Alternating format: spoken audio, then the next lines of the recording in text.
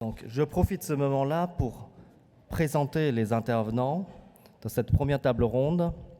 On commence par Monsieur Pascal Morand, président exécutif de la Fédération de la haute couture de la mode, qui vient nous rejoindre. Et Olivier Échaudemaison, consultant créatif. Sandrine Zerbib, fondatrice, chairwoman de Fulljet, China Business E-Commerce Expert et ancienne présidente Adidas Great China. Et Tang Xilong, président du groupe Karslan, Kazilan Zongcai. Et Li Land, président de Star Home, Shuixing Jiafang Zongcai. Et donc, nos intervenants chinois nous rejoignent via une vidéo préenregistrée et nos intervenants français sont invités à prendre une place sur la scène. Merci, venez, merci. On peut les applaudir.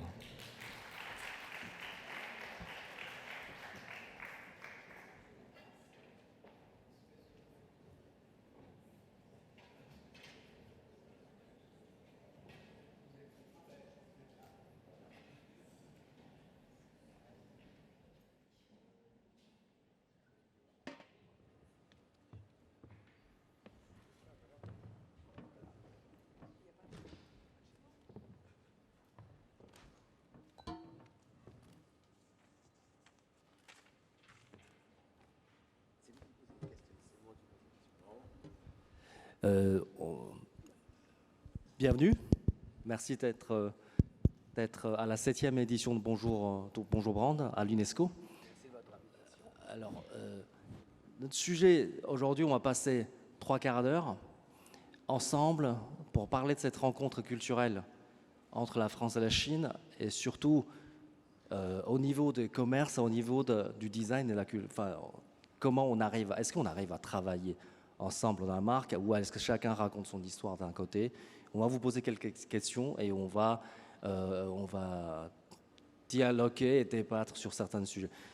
Peut-être on commence par une présentation de chacun se présente rapidement de 1 ou 2 minutes. On commence par Olivier. Bonjour, je m'appelle Olivier Échaudemaison, je suis dans le groupe LVMH depuis plus de 30 ans. J'ai créé la ligne Givenchy de maquillage que j'ai présentée pour la première fois à Shanghai il y a 30 ans. Donc je connais très bien la Chine depuis 30 ans et le marché chinois, je suis très admiratif, sincèrement. Après, depuis plus de 20 ans, je suis avec Guerlain en tant que directeur de la création maquillage et d'image. Et donc, beaucoup de voyages entre Pékin et Shanghai, très souvent, parce que c'est un marché excessivement dynamique et très intéressant, moi qui m'a beaucoup influencé aussi. Merci Olivier, merci. Sandrine. Est-ce que là, bonjour à tout le monde. Merci Ying de nous accueillir. Donc Sandrine Zerbib, je suis en France depuis 9 mois, après 28 ans en Chine, ce qui m'a donné la possibilité d'observer toutes sortes d'évolutions dans ce marché, sachant qu'en ce qui me concerne, je ne suis pas un designer, donc les premiers pas que j'ai fait en Chine, enfin c'était pas un peu long puisque ça a duré une petite quinzaine d'années, ça a été en fait de créer le business d'Adidas en Chine et en Grande Chine, à peu près jusqu'aux Jeux Olympiques, après quoi j'ai quitté Adidas et je me suis lancée dans d'autres aventures, dont celle de créer Fulljet, qui est donc une entreprise qui au départ était une entreprise d'accompagnement des marques étrangères en Chine et qui est devenue ensuite une entreprise spécialisée plus précisément dans l'e-commerce et les opérations e-commerce, si bien qu'en 2021, ma société a été rachetée par Baozun, qui est donc le leader des opérations e-commerce en Chine, avec qui je continue de travailler aujourd'hui. Voilà. Merci. Donc nous avons Olivier qui a créé toute la ligne chaîne cosmétique Givenchy, oui. et Guerlain, et on a Sandrine qui a monté Adidas en Chine. Super, bravo. Pascal, vous écoute. D'abord, je suis ravi d'être parmi vous, de retrouver Jing et de revenir dans cette nouvelle édition de cette belle conférence. Donc, je suis président exécutif de la Fédération de la haute couture et de la mode, qui a différents rôles, qui rassemble toutes les marques de luxe et de création dans son sein comme membre, avec un ensemble d'activités, et qui par ailleurs nous organisons la Fashion Week et la semaine de la haute couture. La prochaine Fashion Week va se dérouler prochainement de mode féminine. Et je suis économiste. Alors, je n'ai pas du tout la même expérience que celle des deux autres participants, des autres confrères, je peux dire, confrères et consoeurs. Mais je connais, on va dire correctement, la Chine. Mon premier voyage était en 1988 et je suis allé assez régulièrement à partir de 1997, c'est-à-dire dans le cadre d'un programme d'échange entre le ministère de l'Éducation nationale français et chinois, et pour la mise en place d'un centre plutôt lié aux techniques de la mode à Suzhou. Et puis régulièrement dans mes différentes activités, en particulier à travers ma carrière académique. J'ai vu tout à l'heure, je sais que le dean de la School of Art and Design de Tsinghua est partie prenante. Moi, j'ai longtemps dirigé une école de j'ai dirigé pendant 6 ans une école de commerce française et européenne qui est l'ESCP. Je suis toujours professeur émérite et je sais qu'il y a des échanges avec la School of Art and Design de Tsinghua. Et puis bien sûr, dans le cadre de la mode, mais ça, j'aurai l'occasion de reparler dans le fil de l'échange, du débat. Merci beaucoup, Pascal. Je crois que c'est la 3e édition que vous participez. Merci beaucoup de votre Avec plaisir, toujours. Voilà, depuis 3 ans. Ce format est un peu particulier aujourd'hui. C'est qu'il y a aussi des intervenants chinois qui n'auraient bien voulu venir ici et qui ne peuvent pas. Donc, du coup, cette table ronde est composée de 3 parties. Et chaque partie, on commence par une intervention de leur point de vue avec une vidéo qu'on va faire passer. Après, je vais vous poser la question et après, on essaie de réagir. J'essaie de rebondir sur ce qu'ils disent en chinois et pour en faire une table ronde très animée. Donc, comme je disais, en fait, le thème de cette table ronde, avant tout, je voudrais vous introduire une tendance chinoise qui s'appelle le Guo Chao. Et le Guo, c'est le pays, c'est la patrie, et Chao, c'est la tendance. Donc, c'est une tendance chinoise qui existe depuis, on va dire, 2016-2017, qui est liée fortement avec l'émergence de la jeune génération, dont du coup, qui sont très fiers de la culture chinoise. Et grâce au talent des marques, aux designers, ils arrivent à rendre cette fierté en quelque chose de physique, donc en produit, en design. Donc il y a eu le défilé de Li-Ning à New York, c'était en 2017, qui a vraiment lancé le mouvement. Et il y a aussi la Cité interdite, qui, au lieu d'être un musée de 600 ans, ils ont créé des mascottes. Ils sont allés vers les jeunes, les mascottes d'empereurs. Ils sont allés vers les jeunes, la jeune génération. Du coup, ça stimule énormément de collaboration.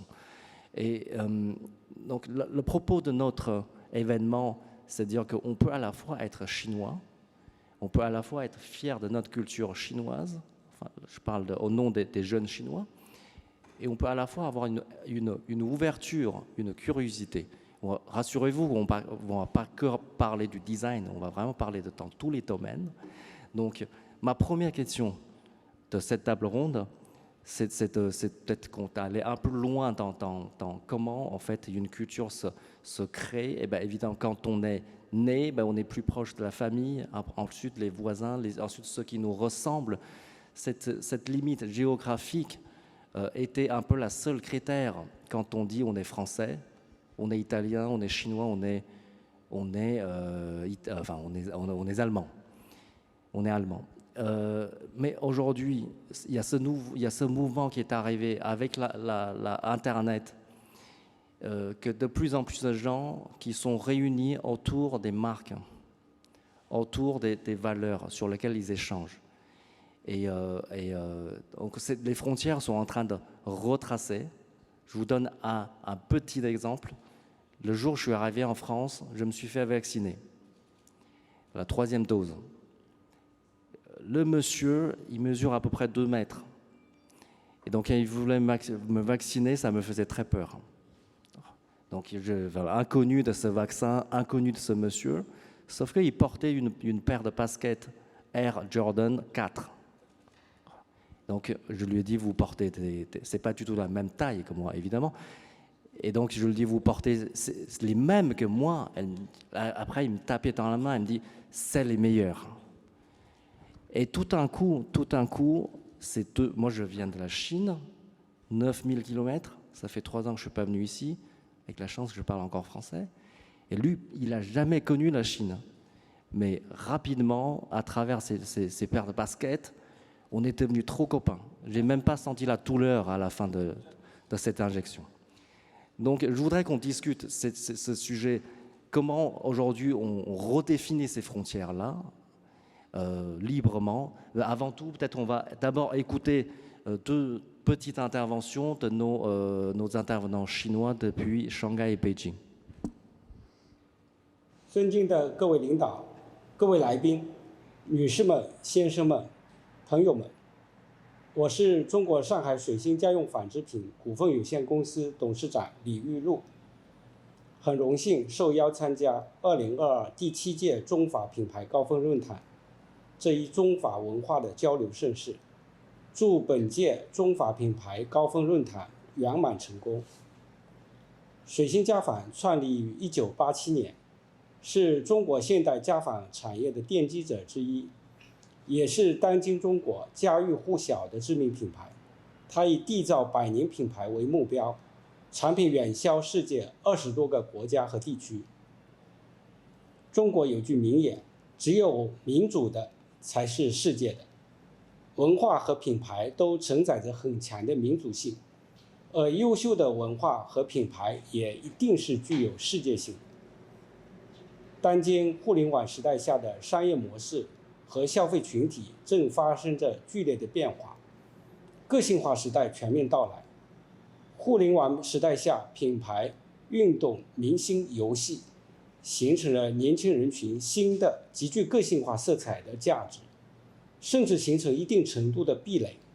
这是一个必然的现象，也确实给企业和品牌发展带来了新的挑战和机遇。但品牌的本质依然是不会变的，以满足消费者个性化价值和共同价值为目标，围绕提升品牌自身的品牌力、渠道力、产品力和团队的营销能力上开展工作，建立匹配年轻人群新的价值观的核心优势和资源。Merci. On va écouter la deuxième intervention aussi. 各位来宾、各位嘉宾，大家好！十分荣幸能参与第7届中法品牌高峰论坛扬州讨论。我是卡姿兰集团董事长兼总裁唐希龙。卡姿兰集团从2001年创立至今，始终以打造世界级彩妆集团为愿景，致力于让中国消费者用上全球最好的彩妆产品，以国际化视野追求潮流美学，总合全球资源，寻求产品创新。这次与各位中法嘉宾讨论的主题是东方美学与法国国潮的国际表达，希望以集团过往的国际化合作经验，结合卡姿兰21年的发展实践，能在今天中法交流中开拓彼此新的合作思路，促进中法品牌的合作更加紧密。谢谢。消费者总是跟着时代变化的，卡姿兰成立21年来，切实感受到问题所提及的消费者变化。为了适应变化，并在变化中找到机会，我们非常重视中国消费者的研究，跟着消费变化走。可以说，中国这一代在互联网成长起来的年轻人，是对产品要求最高的，也是最挑剔的一群消费者。意味着品牌需要不断突破、迭代、升级，谋求创新和发展。消费变化只是一方面，我们在应对变化的时候，首先还是要顺势而为。比如近年在国潮、意式、萌宠等 IP， 在各行业迅速流行，卡姿兰不仅看到了，也快速反应，分别推出了东方良民礼盒、爱马仕、香奈儿、迪奥的合作设计师良民礼盒、小方针、露露珠等良民产品。其次是有所变，有所不变。品牌发展需要坚持长期主义，不能一味的做一些快餐评审，还是要用初心和匠心去打磨经典品，为消费者带来关爱和美丽。卡姿兰双星口红系列就是一个非常经典的产品代表。今年它刚好满20周岁了，历经世代的双星科技更迭，是卡姿兰坚持传承和创新的最好见证。前不久，我们推出了枪星口红，从包装设计到产品配方都有一个很大的突破，可以说这是口红界的传荣冠军，因为它集科技创新、功能价值、艺术美学、气质文化于一身，它代表了中国口红的最高标准。我相信大道至简，不论消费者如何变化，卡姿兰都会不断的做好产品，把最好的产品带给消费者。Le premier travaille dans le textile, le deuxième est dans le rouge à lèvres. Donc ce sont des deux marques qui existent depuis 20 ans, qui ont connu une croissance énorme les derniers 20 ans. Et ce que j'entends de ce qu'ils disent, c'est beaucoup d'évolution. C'est que les marques chinoises sont très à la poursuite de l'évolution de ces cibles-là. Et revenons sur la question, en fait. C'est quel est votre point de vue sur la question de tout à l'heure? Quelle question. Là, la personne des cosmétiques, je l'ai rencontrée en Chine. D'accord, ok. Je l'ai rencontrée et j'étais très impressionné par la qualité la qualité du produit, mais surtout la créativité qu'il y avait derrière, qui s'adressait sincèrement au marché chinois. Parce que tant mieux le marché chinois est impressionné par la mode française, ça, le monde entier, espérons, et ça donne beaucoup d'images pour la France traditionnelle. Et en même temps, il y a besoin d'avoir une identité en Chine. Une identité, alors on a taxé les Chinois de copieurs, vous vous souvenez souvent, mais on ne copie que ce qui est joli. Et donc ça, c'était un compliment plutôt. Et d'autre part, lorsque j'avais été voir ce fabricant qui fait des produits de très grande qualité, avec une grande créativité, mais un dessin, on va dire, une inspiration sur les poudres, sur les fards à paupières ou sur ce qu'on appelle les blushs, les fards à joues.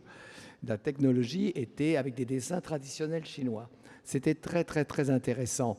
Et je trouve qu'il a raison en sachant que la jeune génération est très attirée vers la mode comme dans le monde entier, à travers les réseaux sociaux et tout. Les jeunes femmes se maquillent de plus en plus avec plaisir, et ça c'est tant mieux pour les cosmétiques, et tant mieux pour la mode, parce que la mode est un vecteur très fort d'identité. Et j'avais trouvé extraordinaire, parce que connaissant depuis 30 ans le marché qui était un peu, des cosmétiques un petit peu timide, et progressivement s'est développé à travers des marques comme Dior, des marques comme Guerlain, des marques comme Givenchy, Chanel et tout ça. Et tout d'un coup, il y a une vraie histoire chinoise, une véritable histoire chinoise avec une véritable identité et de grande qualité aussi. Alors, c'est bien de s'inspirer des uns et des autres. Il y a 20 ans, ou 18 ans peut-être, j'avais fait quelque chose qui n'existait pas. Aimant les Chinoises, j'avais fait pour le Nouvel An chinois une collection chez Guerlain autour du Nouvel An chinois. Ça avait été surprenant. En France, ils n'avaient rien compris, c'est parce que c'était trop lointain. Et en Chine, ils étaient un peu surpris qu'une marque française leur parle. C'était la première fois que ça arrive. C'était la première fois. Ouais. Et une marque, on va dire, occidentale leur parle. Aujourd'hui, ça serait terriblement accepté et totalement et nécessaire. Et toutes les marques occidentales pensent au Nouvel An chinois. Vous les avez inspirés? Ah ben oui. Non, ce n'est pas moi qui les ai inspirés. C'est les Chinois qui nous ont inspirés. C'est tout à fait différent. C'est plutôt ça.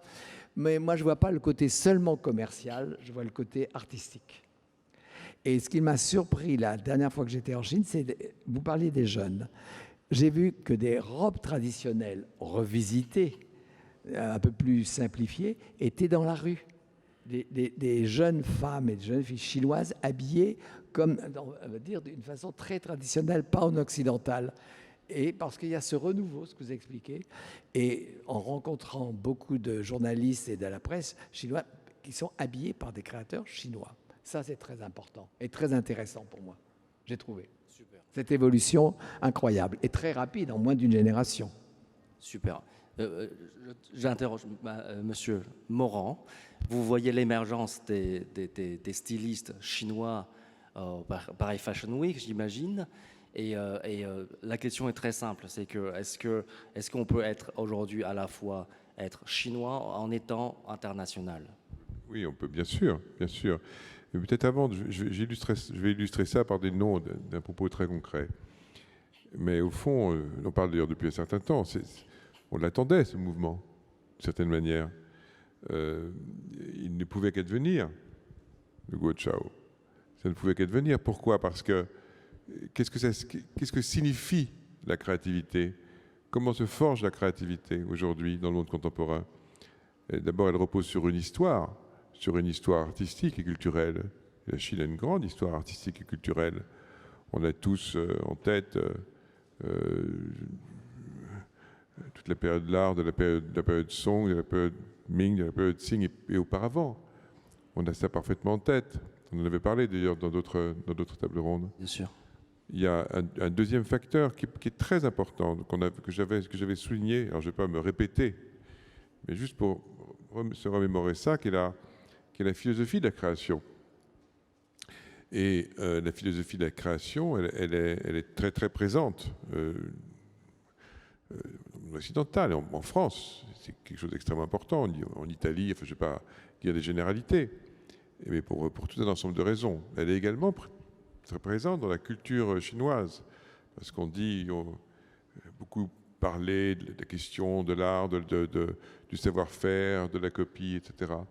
Mais ce qui est également vrai, c'est que dans la philosophie chinoise, la création est centrale. C'est-à-dire le souffle de la vie, le souffle de la création, il est central. Et ce qui nous renvoie, et c'est la dernière fois que je dis ça, mais des choses sur lesquelles on avait déjà échangé, c'est la question du vide médian, du souffle qui jaillit entre le yin et le yang, etc. Donc voilà, enfin je dis etc., ça mériterait bien davantage de commentaires.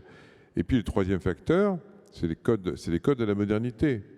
Et les codes de la modernité, ce sont aussi des codes économiques, mais ce sont avant tout des codes culturels, des codes de dialogue et des codes de communication.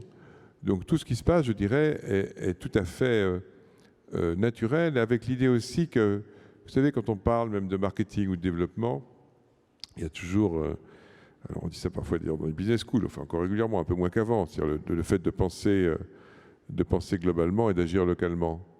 Mais il y a l'inverse avec le marketing de l'offre, avec la création, avec l'esthétique, qui consiste à penser localement et à agir globalement.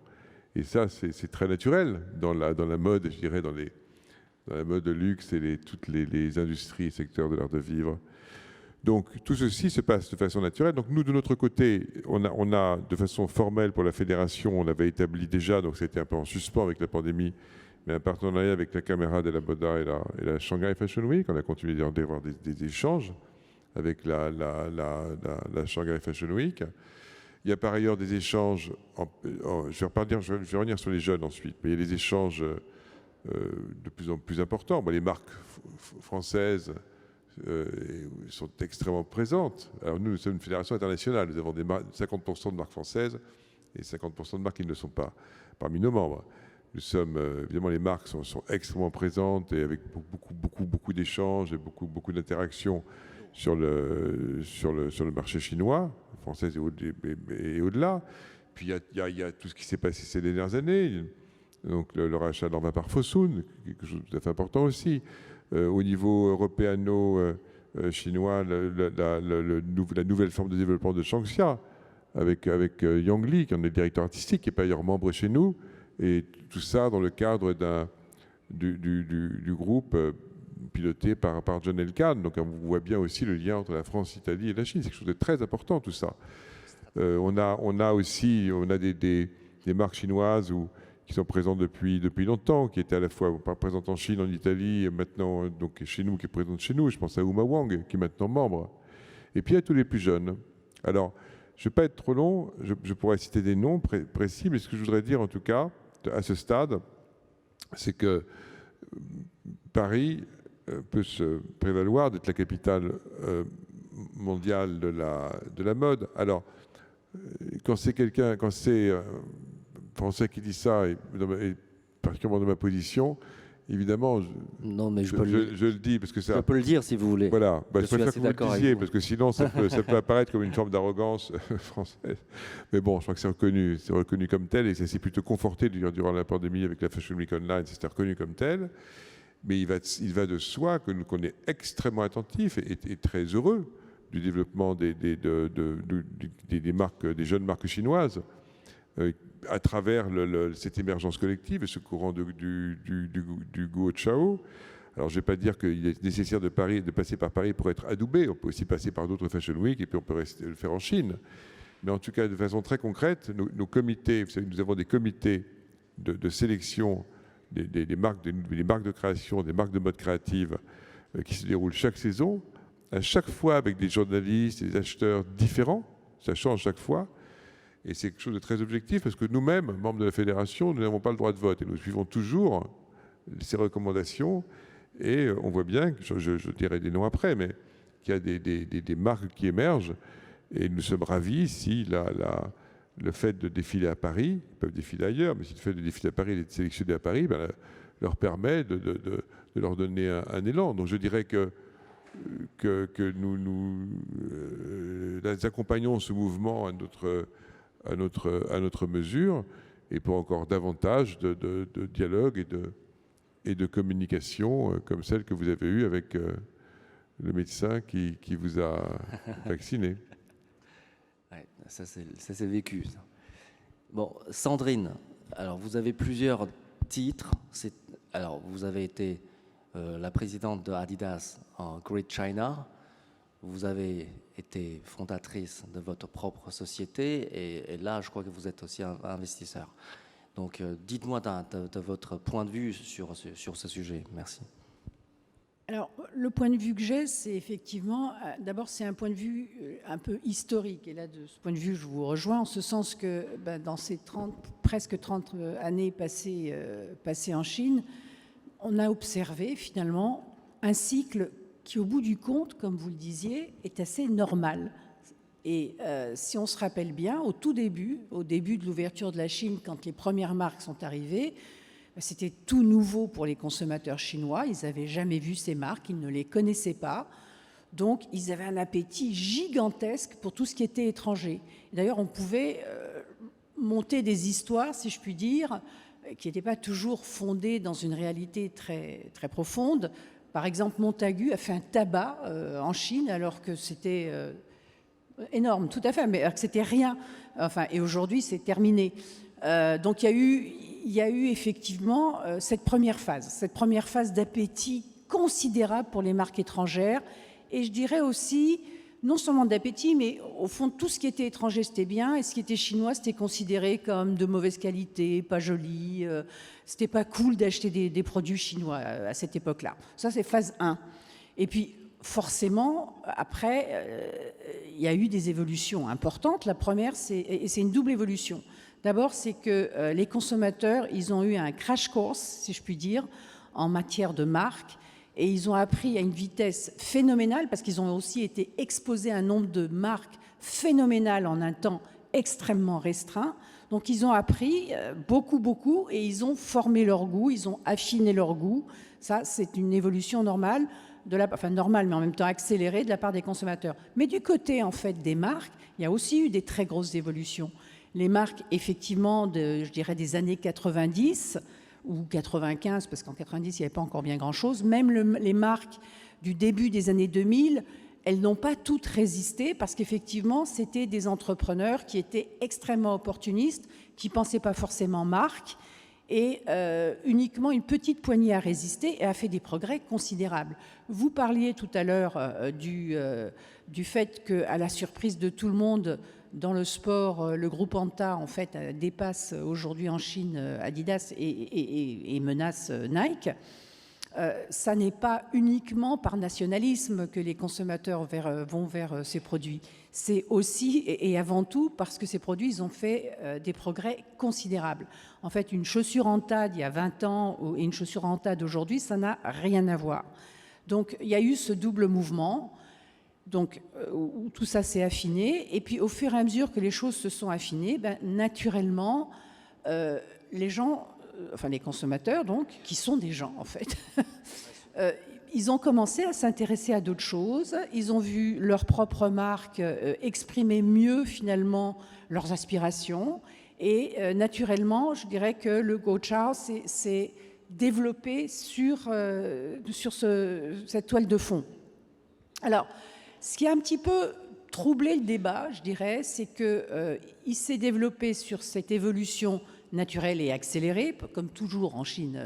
La Chine de ces 30 dernières années, tout est accéléré, mais également avec des éléments un peu, pas perturbateurs, mais qui ont perturbé la perception qu'on en a. Alors, la première chose, c'est une fatigue de la mondialisation qui est réelle. Ça n'empêche pas les gens de mettre des baskets et d'être très mondialisés. Et TikTok, en fait, pareil, pour ne prendre que cet exemple, a du succès dans le monde entier et pas simplement dans un territoire. Mais il y a en même temps un désir d'autre chose, un désir de retourner à ses racines, de retourner à son histoire, à sa culture. Donc ça, c'est une fatigue généralisée qui a été assez marquée en Chine, où finalement on avait eu un peu la gueule de bois, je dirais, des marques étrangères et de la mondialisation. Et puis, il y a eu tout le mouvement qui existe, enfin qui est encore en cours, hein, du wokisme et toutes ces choses-là, qui ont également influencé soit le Gochao lui-même, soit la perception qu'on en a. On voit aujourd'hui, par exemple, certains créateurs occidentaux qui essayent, parfois maladroitement, il faut bien le dire, d'intégrer des éléments de la culture chinoise dans leurs produits et qui sont accusés d'appropriation. Donc ça, c'est un autre élément perturbateur. Et effectivement, le repli sur soi auquel on assiste aujourd'hui est un troisième élément perturbateur. Donc, je dirais qu'on est dans un cycle qui, à beaucoup d'égards, devait absolument arriver, surtout avec un pays comme la Chine qui a tellement de ressources pour pouvoir en fait évoluer dans ce cycle-là, avec en plus quelques éléments qui perturbent peut-être pas le cycle lui-même, mais au moins la lecture qu'on en a. Merci pour la première question. Voilà, la question suivante, ce sera, après on va faire un résumé à la fin. La deuxième question, c'est toujours, enfin en Chine, on se pose toujours cette question, parce que les marques, comme vous avez dit Olivier, tout à l'heure, il y a 18 ans, vous avez initié, enfin les premiers, chez Guerlain, les premiers produits cosmétiques qui rendaient hommage à la culture chinoise. Et c'est vrai que tous les ans, pendant le Nouvel An chinois, quand une grande marque, on est presque obligé de faire quelque chose de rouge et qui reflète les signes chinois. Et cette année, c'est le tigre. Et personnellement, je trouve que la question sera où est l'équilibre en fait entre soi-même et le marché. Je ne pense pas que ce soit un compromis pur commercial, c'est aussi une entente mutuelle. Et c'est peut-être comme un couple, pour vraiment arriver à faire ensemble, il faut d'abord être soi-même et peut-être aller un peu vers l'autre. Pareil, comme la spécificité du format de table ronde, on va d'abord écouter 2 témoignages de toujours le même intervenant et avant qu'on discute sur la scène. On va passer 2 vidéos. 品牌在全球化发展的过程当中，关键是如何在个性价值与共性价值的合理平衡。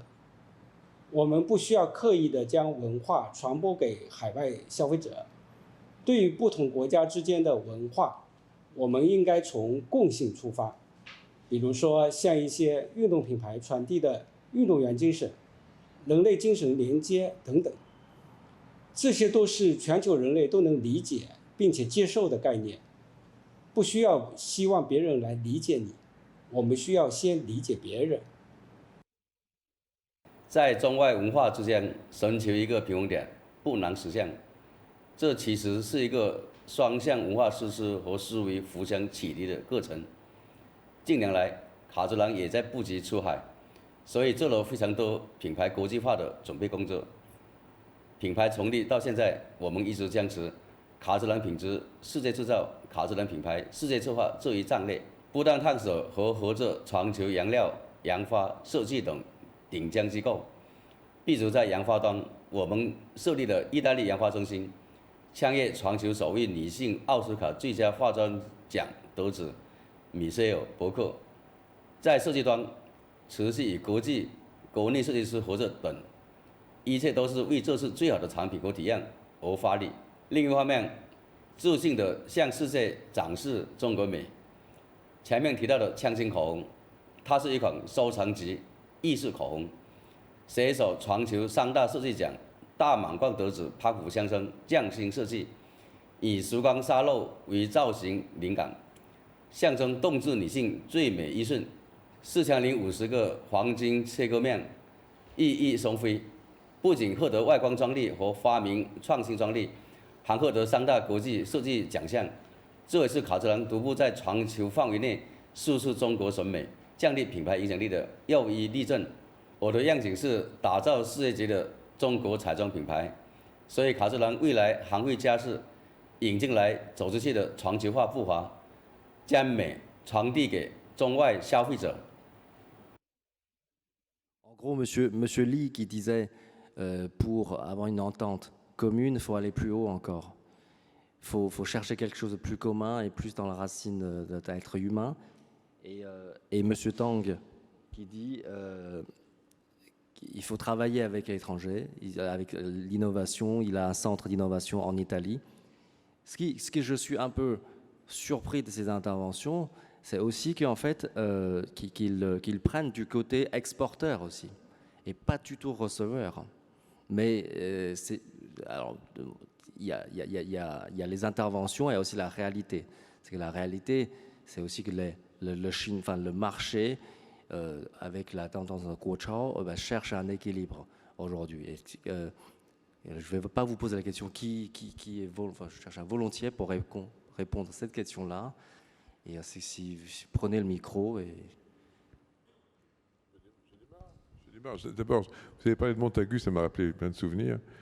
C'était un succès incroyable, Montagu. Et moi, j'en avais parlé, j'ai longtemps dirigé un Institut français de la mode. Et dans le conseil d'administration, il était d'ailleurs trésorier, figurait le fondateur de Montagu, Léo Gros, et qui a réalisé ce grand succès. Mais il aimait beaucoup la Chine. Il respectait beaucoup la Chine. Et quand moi je lui disais que j'étais en Chine tôt, il me dit, vous étiez allé très tard. Moi j'étais il y avait une voie rocailleuse comme ça, moi j'étais 10 ans avant, j'étais en Chine. Il me dit, j'étais un des premiers. Je n'étais pas très bien pas compris à l'époque. Enfin, c'est une histoire incroyable, Montagu. Effectivement, en tout cas déjà pour l'époque. Bon, je fais ça hors sujet, mais ce que vous avez dit m'a rappelé ce souvenir. Il y a une autre chose que je voudrais dire, mais je vais répondre ensuite directement. D'abord, j'ai oublié, Icicle n'est pas membre chez nous, mais je pense que c'est un bel exemple aussi. On a beaucoup d'exemples, c'est toujours difficile parce qu'on oublie toujours des marques. Et avec Icicle étant par ailleurs ayant au sein du groupe Carven, qui est aussi membre chez nous. Et je voudrais juste citer pour illustrer les choses, dire que dans le calendrier officiel, alors c'est pas nécessairement le Guochao parce que les marques peuvent être là depuis un temps antérieur, mais on a Didou, on a en mode féminine, c'est vraiment ce courant, Wuhan qui vient de rentrer, donc Dawei qui défile, qui est vraiment en double culture, mais qui marque aussi chinoise, Rui qui est rentré il y a très peu de temps, et Calvin Liu qui était là depuis plus longtemps. Et puis en mode masculine, on a Sheng Xuan qui est là depuis longtemps, Sam Quans aussi depuis un certain temps. Viennent de rentrer Feng Shengwang, créatrice qui a beaucoup de talent, et qui je vois il figure également Ziggy Chen. Et puis il y a des initiatives aussi qui valorisent, qui mettent en exergue le Guochao. Je pense en particulier à l'initiative de Wendy Yu et au Yu Prize. Donc nous, de façon concrète, dans notre sphère, d'abord je suis membre du jury, Et dans notre showroom de marque émergente qui s'appelle Sphère, nous accueillons parmi un nombre très limité de marques le gagnant du prix du YouPrize, ce qui fait qu'on en a deux. On a le plus récent, donc c'est Pondéreur, avec Alexpo et Derek Cheng, qui sont les designers, et Cheng Peng, donc c'est respectivement 2022-2021. J'ai voulu donner ces noms, ces illustrations très précises, pas pour rentrer dans le détail, mais pour dire que derrière les mots, il y a des faits qui sont des faits pour nous importants. Maintenant, sur la question de la création et de la créativité, c'est toute l'ambiguïté d'ailleurs qui est dans l'intitulé, donc la créativité sans frontières. Parce que la créativité n'a pas de frontières, la créativité ne peut pas avoir de limites. Dire à un créateur ou à un grand artiste qu'il y a des limites et qu'il y a des frontières, c'est compliqué. C'est difficile, ça crée presque un moment dépressif pour les créateurs.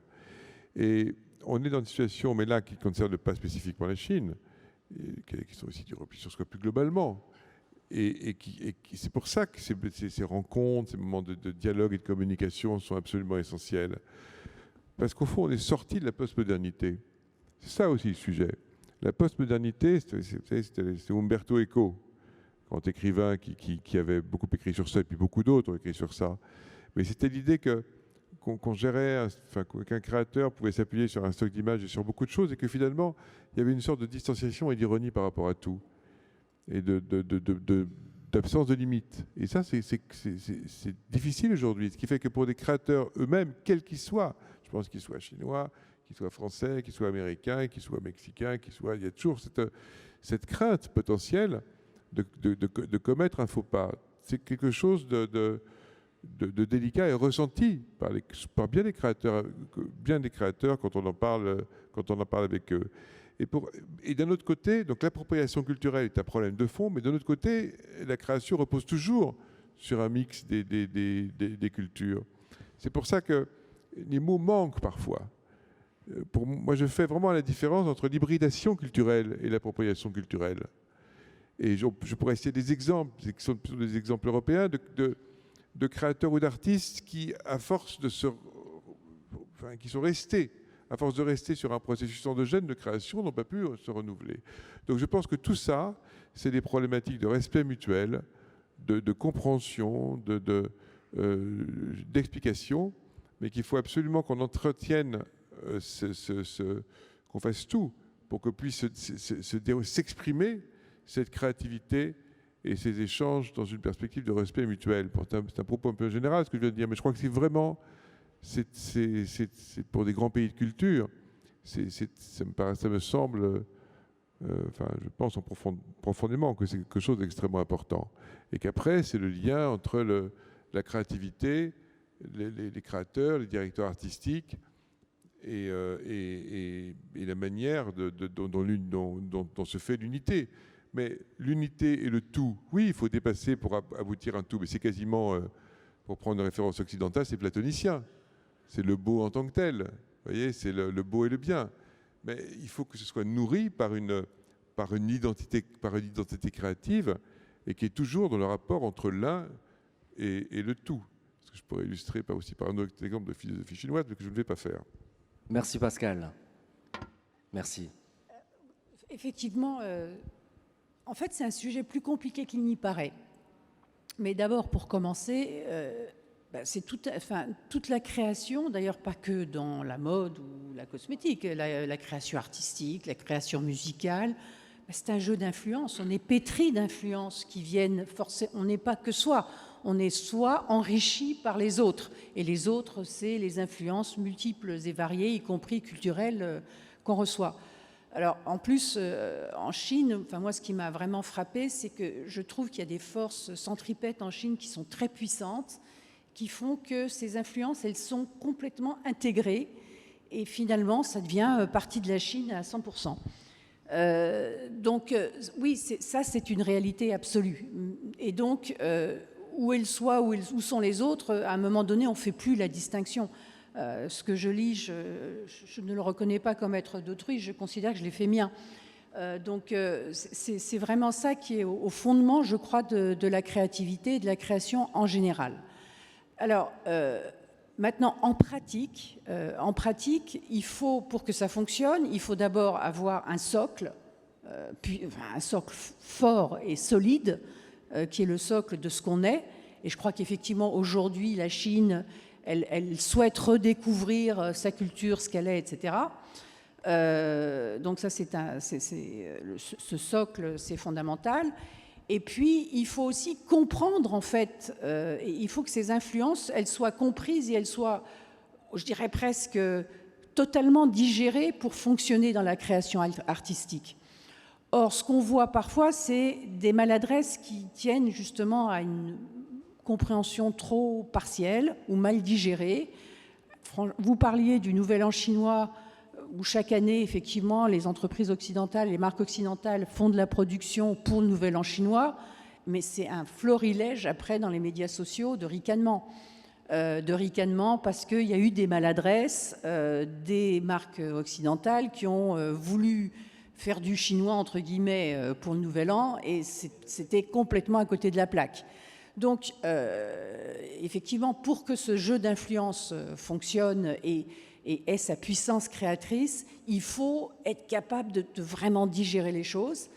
Et pour être honnête, c'est pas si simple. C'est pas si simple, et je dirais même, là, au risque de surprendre, voire de choquer, c'est encore plus difficile, je pense, pour les marques occidentales de comprendre les influences chinoises que l'inverse.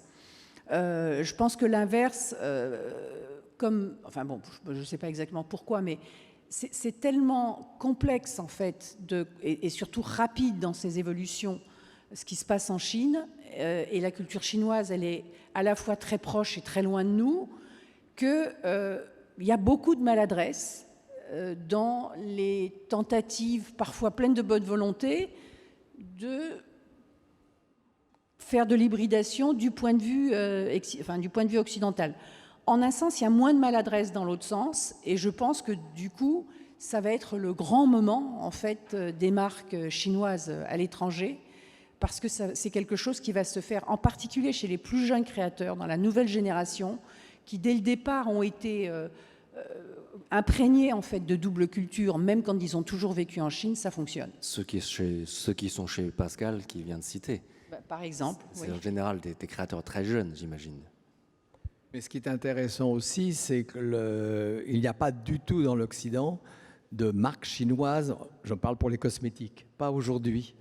Donc il va y avoir sûrement un déferlement, et à juste raison, parce qu'il y a la curiosité. Mais je parle pour les cosmétiques, les femmes à travers le monde ont le même problème. C'est toujours la même histoire. Elles se maquillent pour se sentir mieux, plus agréable avec elles-mêmes d'abord, et pour séduire dans l'absolu. C'est le jeu. Et le jeu, il a 2 ou 3 000 ans. Donc, il y a toujours 2 yeux et une bouche, et les femmes se maquillent en s'amusant. Ce n'est pas une corvée, ça a toujours une légèreté. Qu'elles soient françaises, italiennes, chinoises ou new-yorkaises, c'est toujours le même jeu. Et c'est ça qui est amusant. Alors, les marques chinoises, aujourd'hui, le monsieur à Shanghai vous l'a expliqué, font d'énormes progrès. Mais pour l'instant, ce n'est vendu, puisqu'il y a du commerce derrière, qu'en Chine. Le jour où ça va débouler à New York, Paris et Londres, ça va faire, bien sûr, un choc et une surprise, parce que la qualité, la créativité, la liberté, et ce sont les réseaux sociaux et tout ce qui le monde a changé depuis une dizaine d'années, c'est à l'identique à travers le monde. Avant, le marché asiatique se maquillait, je parle toujours de maquillage, en asiatique. Les jeunes femmes et les femmes chinoises se maquillent en chinoise. C'est totalement différent. Elles ont leur propre personnalité et elles n'ont pas envie, elles sont totalement libres. Il y a une grande liberté qui n'existe pas sur les autres marchés. Ça, c'est très intéressant, moi, au niveau beauté, parce que j'adore, moi, jouer avec les visages. Et en fin de compte, on peut pas être libre avec les Chinoises, les jeunes femmes chinoises et les femmes chinoises, parce qu'elles sont curieuses, elles sont demandeuses. Leur mère et leur grand-mère ne se maquillaient pas. Donc aujourd'hui, c'est quelque chose de neuf, de nouveau. La chance de la France, et ce n'est pas le président de la Chambre syndicale qui va me dire le contraire, c'est on a toujours une image, un aura de princesse, de luxe et volupté. Et ça fonctionne toujours. Parce qu'on raconte des histoires de princesses, d'impératrices. Guerlain, ça fonctionne formidablement. Et c'est une histoire. Et comme on raconte une histoire, et comme il y a cette curiosité un peu fraîche, un peu légère, et associée à la beauté, c'est quand même pas éternel, malheureusement, et le maquillage est excessivement éphémère. Ça marche ce matin, et demain, il faut recommencer. Donc, mais c'est ça, il faut le penser comme ça. C'est le jeu. Donc, ce n'est pas quelque chose qui est dans le marbre. Et je crois que, pour revenir aux jeunes femmes et aux femmes chinoises, elles l'ont très, très, très bien assimilé, ça. Elles l'ont excessivement assimilé et compris ce jeu, cette fantaisie et cette liberté. Elles font ce qu'elles veulent. Et ça n'existait pas, bien sûr, précédemment. Si on continue à faire Bonjour Brand tous les ans, c'est pour écouter toutes ces belles histoires et aussi qu'on accueille ce monde magnifique avec les bras ouverts. Et je partage une petite histoire. Il ne s'agit pas forcément chaque fois de faire un produit pour plaire le chinois ou etc. Des fois, c'est juste une bonne adresse et ça rend tout le marché joyeux. Par exemple, je donne un exemple. Avant mon départ en Chine, il y a eu une exposition de Louis Vuitton, s'appelle Si Vuitton. Regardez Vuitton. Et je ne suis pas allé personnellement, mais ça a beaucoup parlé, ça a beaucoup buzzé sur les réseaux sociaux, parce que la première ville où ils ont choisi d'atterrir, c'était Wuhan. Et alors, s'ils avaient dit qu'on est avec le peuple de Wuhan, etc., ça sera déjà Aspien, parce que ça fait 2 ans qu'on n'en parle plus, mais ils n'ont rien dit. Wuhan, pas une ville habituelle de premier tiers, de fashion, mais le fait d'atterrir à Wuhan, ça crée un peu énorme. Et donc, j'ai reçu énormément de contenu sur cette exposition. Et les gens, entre les jeunes, ils se sollicitent à aller voir cette exposition parce qu'ils ont très, très bien reçu. Donc, ils considèrent comme c'est de la famille presque. Donc, il suffit d'avoir un peu je pense, d'intelligence, un peu d'empathie, et on est tous des gens aussi intelligents l'un que l'autre, et je pense qu'on finira par trouver des formes, et même finir par trouver un fond en commun. La troisième question, la troisième question, elle est très intéressante, c'est que presque. Alors, parce que les marques, une marque française, évidemment, on est toujours dans l'univers du luxe et des marques qui ont une valeur ajoutée extrêmement forte, et ça vient forcément d'une passion, en général, du fondateur individuel. Et ce n'était pas un enjeu commercial dès le départ, et aussi c'est avec le temps que la marque se fait. Et jusqu'à, on va dire, l'ère d'aujourd'hui, c'est toujours une vérité absolue. Ma question, c'est qu'avec l'arrivée, cette ère, de nos jeunes générations, est-ce que ces valeurs suprêmes, ces valeurs extrêmes des marques peuvent être remplacées aujourd'hui par d'autres valeurs? La technologie, l'écologie, les coopérations. Et voilà, pareil, on va d'abord écouter ce que disent nos intervenants qui sont en Chine. Ensuite, on va parler on va vous entendre. 品牌是体现产品、服务、体验、文化价值观等多元认知的总和。品牌高附加值除了在历史、产品工艺上的体现，更重要的是要与消费者建立起感情和精神上的链接。有灵魂的品牌才能打动消费者，才能塑造品牌价值观，才是消费品的核心壁垒。无论过去还是未来，打造品牌是不变的命题。水星家纺作为一家以家人睡个好觉为使命的中国企业，我们一直坚持以品质和品牌立足中国，走向世界。真诚欢迎大家莅临指导，谢谢。对于彩妆而言，含有一定的特性。如果中国彩妆品牌想往高附加值发展，必然离不开专业化、高端化和国际化的战略布局。实现这一进程的关键因素就是科技创新。卡姿兰一直坚持科技创新，自主供应链和研发生产是卡姿兰的硬实力，并且拥有众多专利和国家级的研发荣誉称号，这背后都离不开我们对科技创新的坚持。科技创新也能为产品功效带来倍数。国内从凤党、科技党崛起，不论在护肤领域还是彩妆领域，都兴起了功效的浪潮。我认为这是消费者的一种进步，他们对品牌提出了更高的产品要求。卡姿兰作为国内专业彩妆领导品牌，有能力也有实力应对及引领专业彩妆、功效彩妆时代的到来，并且卡姿兰也已经做出了准备，在高端奢养产品上重电是科技创新成果。比如说，枪星口红和流光底妆系列，都是卡姿兰通过科技创新往高附加值品牌转变的重大突破。Bon, de côté la Chine, ça part beaucoup de la technologie, d'innovation. Quel est votre avis, vos avis?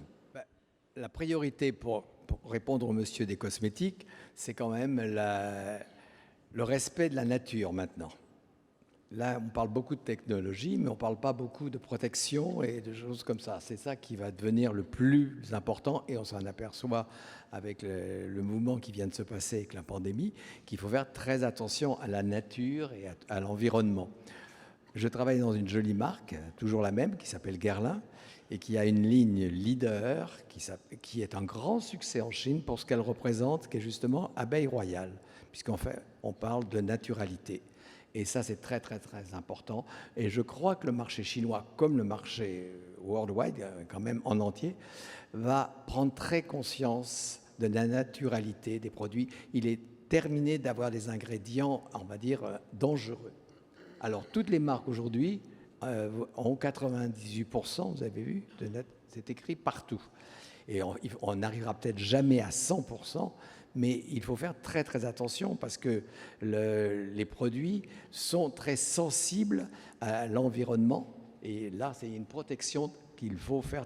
Et je crois que le marché chinois n'est pas encore entièrement responsable de ça. Vous voyez, n'est pas assez conscient.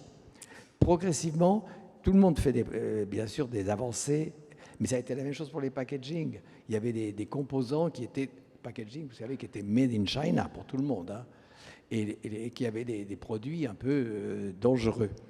Progressivement, tout le monde se met dans la même histoire pour que la cliente, parce que moi je ne dis pas consommatrice, je dis que c'est une cliente en général, qui va acheter un produit aussi bien à Shanghai, Pékin, New York ou Paris, elle ait le même résultat et surtout la même sécurité avec le produit. Ça, c'est terriblement important.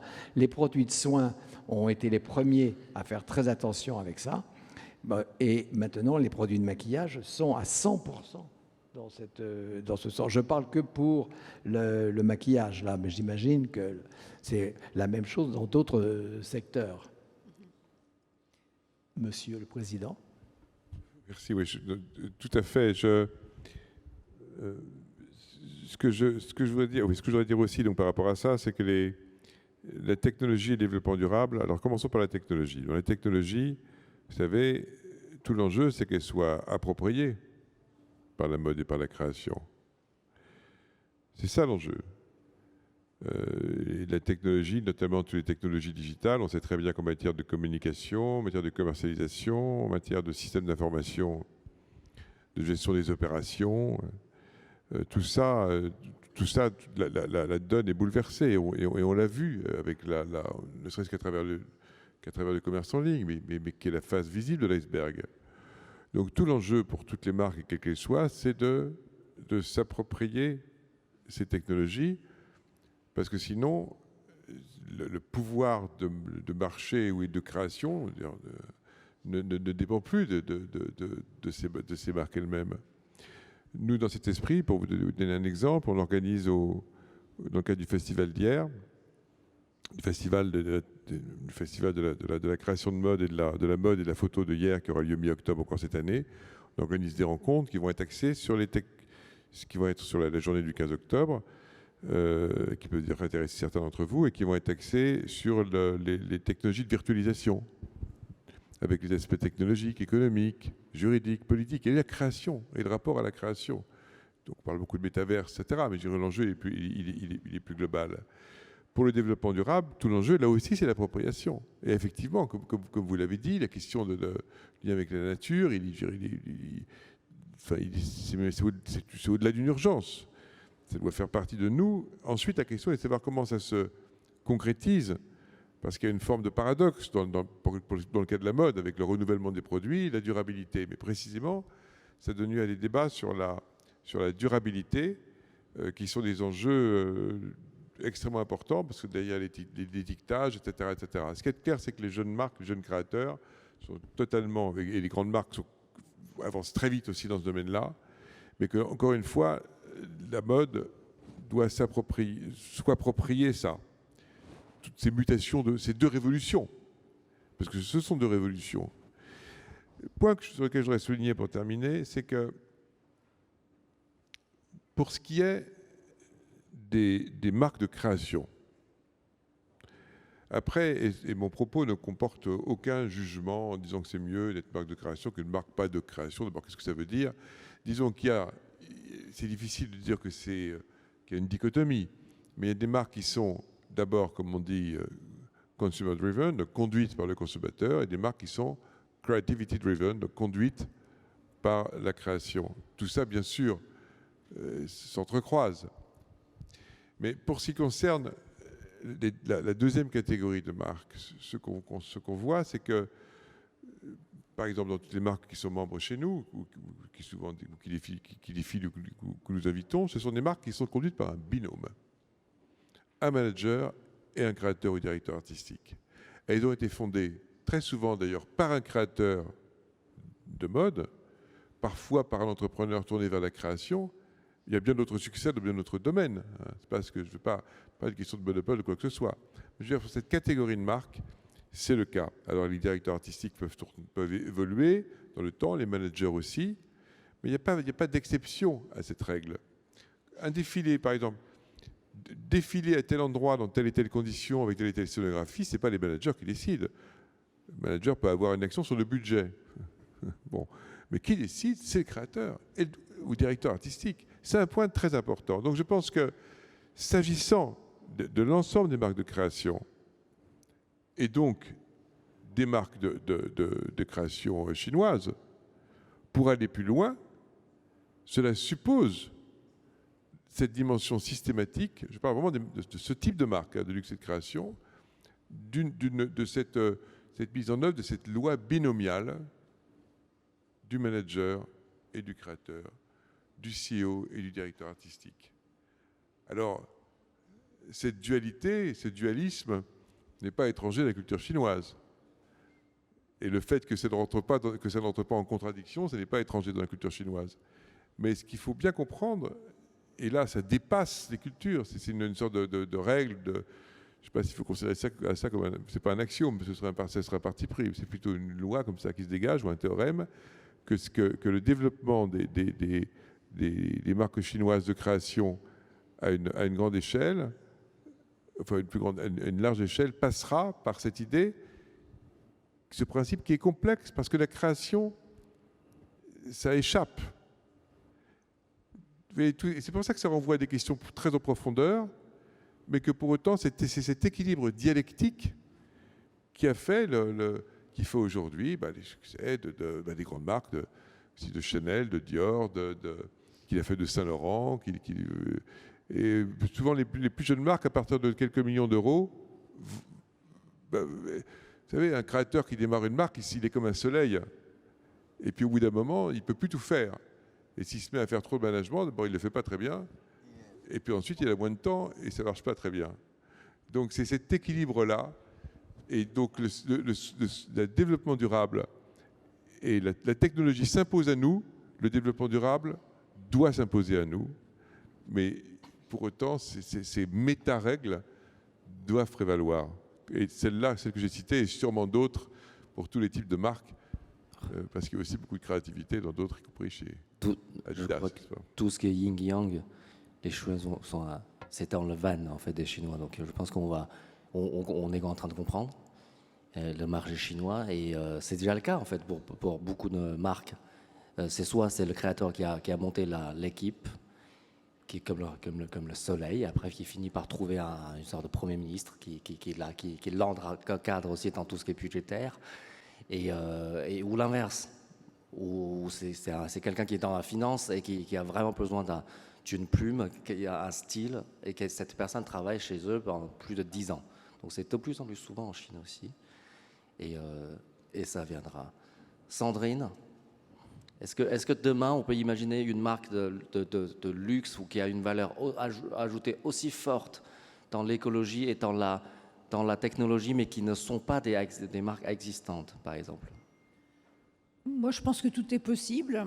Je pense que tout peut arriver, et en particulier, encore une fois, si ça vient de la Chine, encore plus, parce qu'en fait, si on y pense, les gens qui ont fondé, les gens qui fondent aujourd'hui des marques, parce que la toute première génération, il y a eu un tri énorme, parce qu'ils ont fondé des marques qui, pour beaucoup d'entre elles, n'auront pas d'avenir.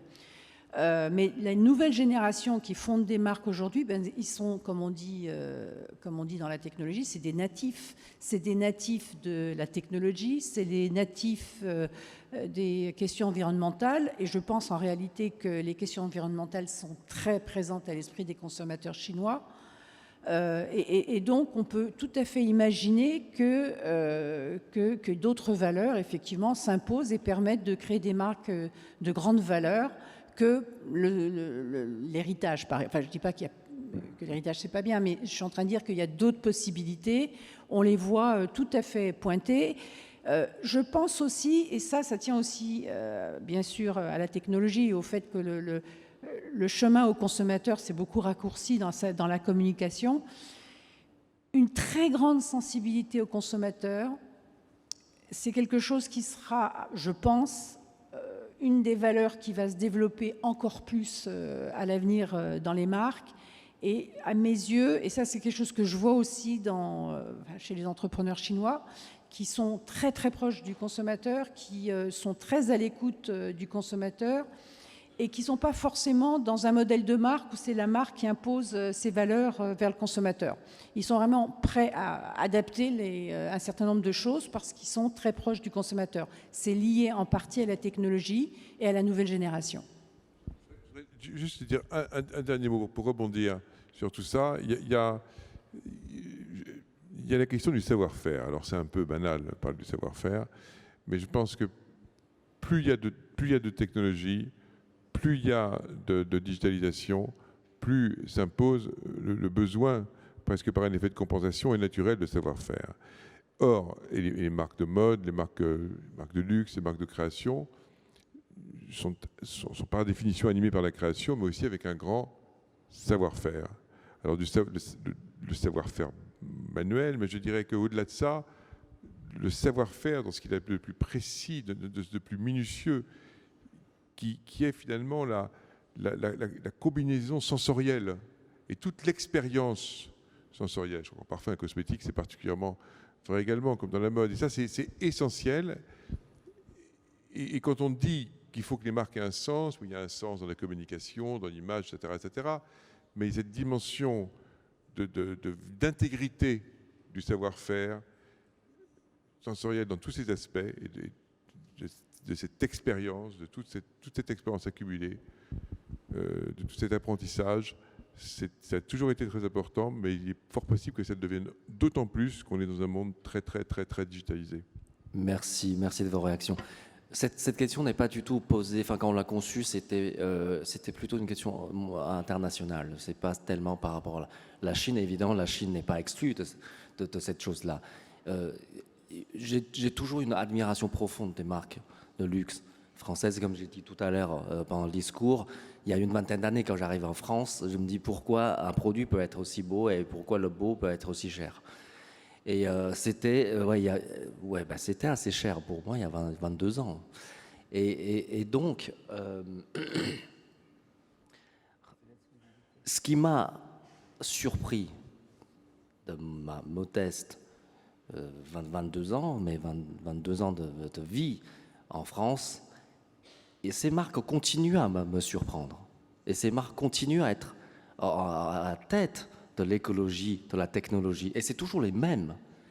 Et donc, évidemment, cette question n'est pas de dire est-ce que demain quelqu'un va les remplacer, mais tant que les marques sont aussi avant-gardistes, elles vont continuer à exister jusqu'au jour quand c'est plus le cas. Donc, grand respect aux marques françaises. Je pense qu'en Chine, on a encore du chemin, mais on avance bien, sereinement. Je voudrais terminer cette table ronde avec un mot de chacun qui résume cette table ronde, qui résume vos sentiments, et peut-être si vous avez un message à faire passer à nos intervenants qui ne peuvent pas venir ici ou à la Chine. Voilà, c'est à vous, et après on va terminer cette table ronde et cette matinée. Allez-y. Monsieur le Président. Ouais, je voudrais dire que, s'il faut dire un mot, qu'on parle beaucoup du développement économique, notamment du développement économique exceptionnel de la Chine. Mais je ne vais pas dire que la culture est plus importante que l'économie, mais par rapport à notre échange, ce qui est primordial, c'est que la Chine est un grand pays de culture. Et que la création, qui est omniprésente en nous, le besoin de création et qui est chez les grands talents, qui prend une ampleur considérable, que la création c'est un vecteur. Le mot vecteur n'est pas très joli, mais permet le dialogue et permet le dépassement de soi. Et que dans tout ce de dépassement de soi, dans la relation avec autrui, genre la personne de l'individu, la personne humaine n'est pas seule. Hein. Vous savez à quoi je fais référence. Et je pense qu'il faut avoir ces valeurs fondamentales au fond de soi et dans tout le dialogue qui le respect mutuel, bien sûr, et qui nourrit et qui prépare l'avenir. Je peux dire en tout cas que ce que j'exprime là, je ne vais pas dire que ça conditionne, mais c'est ce que nous échangeons, c'est ce qui nous anime en amont, notamment dans les comités de sélection et sur un plan général, avec l'idée que Paris est une ville qui est nourrie par cet esprit profondément mondial et international, et ce respect de la diversité. J'ai commencé par 2 mots, j'ai terminé par 19, mais oubliez les 17 derniers et gardez les 2 premiers. Merci Pascal. Sandrine? Eh bien, moi, je dirais que je trouve qu'on est entré dans une période tout à fait passionnante. Là aussi, j'ai toujours un prisme un peu plus chinois, parce que la Chine, après être passée par un certain nombre de phases, nous offre aujourd'hui de nouvelles perspectives avec ses marques, avec ses créateurs de marques, avec ses entrepreneurs qui sont à fond dans la modernité, mais qui en même temps sont imprégnés de leur culture et des valeurs qui sont les valeurs d'aujourd'hui. Donc on parlait de préoccupations environnementales, on parlait de technologie, et qui vont nous apporter, en fait, qui vont apporter tout ça au monde. Jusqu'à là, ils étaient plus en mode d'absorption. Là, ils vont vraiment nous apporter tout ça. Et j'espère de tout cœur que ce mouvement, qui va être si intéressant et qui va être si riche et si enrichissant, ne va pas être perturbé par effectivement une situation géopolitique qui n'est pas très favorable. Merci Sandrine. Olivier? Moi, le trait d'union, je pense, entre la Chine et la France, c'est le goût du luxe, le goût d'un certain raffinement, un grand raffinement même, l'exclusivité. Et le luxe, ça ne veut pas dire cher, ça veut dire une sophistication dans le détail, pour moi. Et je sais que les Chinois ont ce sens depuis des millénaires. J'adore le jade, par exemple. Les objets en jade me fascinent toujours. J'ai découvert ça, bien sûr, en Chine. Et on a des traits d'union, et je pense que l'évolution du marché chinois, le marché c'est un mot que j'emploie difficilement, parce que je trouve qu'il faut être totalement libre, et c'est la curiosité et l'identité forte des Chinois qui ressort maintenant, et qui donne cette similitude avec les Français qui ont un sens, on va dire, aigu, depuis des siècles, depuis Louis XIV et Colbert, d'avoir des choses un peu étonnantes. Donc, il va y avoir un Colbert chinois, sûrement, qui va créer sûrement cette dynamique et cette identité de produits et d'histoire. Elle est là, l'histoire chinoise, pour la mode et tout. Je suis toujours, je vous l'ai dit au début, fasciné par les Chinoises habillées en chinoise. Je dis bien par des créateurs chinois, au détriment des marques très connues françaises, mais qui ont leur propre personnalité. Et ça, je trouve ça très intéressant. Elles s'approprient une identité très forte. Ça, je trouve ça très, très intéressant. Alors que l'on soit, bien sûr, influencé, tous les créateurs sont libres. Vous l'avez dit tout à l'heure, c'est d'abord le créateur qui décide de tout, mais il y a le business qui doit faire aussi un peu pression de temps en temps. Donc, il faut suivre. Et là, c'est très intéressant, le mixte. Parce que les Chinois sont d'abord des commerçants, si j'ai bien compris quand même, dans l'absolu, un peu. Ils savent très bien faire les choses. Et maintenant, la créativité, je suis très curieux, et vous avez parlé de hier, justement, là, quand il y a ces forums et tout ça, je trouve ça très curieux. Et bientôt, il y a les Journées du patrimoine à Paris. Et ça, c'est très intéressant, parce que c'est quelque chose qui peut parler vraiment à tous à tout le monde, mais surtout au marché chinois. C'est une chose qu'on devrait presque montrer, le savoir-faire, parce qu'eux, ils ont un très, très, très grand savoir-faire aussi. Formidable sur la porcelaine, sur les objets, sur plein de choses. Moi, je suis fasciné de voir. Et ça, c'est pas encore exploité en dehors de la Chine, réellement. Merci Olivier. Merci à tous vos trois, enfin tous vos cinq. Eh ben, ils sont là dans l'écran. D'avoir partagé vos points de vue. Enfin, moi, j'ai passé un moment formidable, passionnant. Je pense qu'on peut les applaudir. Et on se prend une photo tous ensemble. Et on se met devant sur de la scène.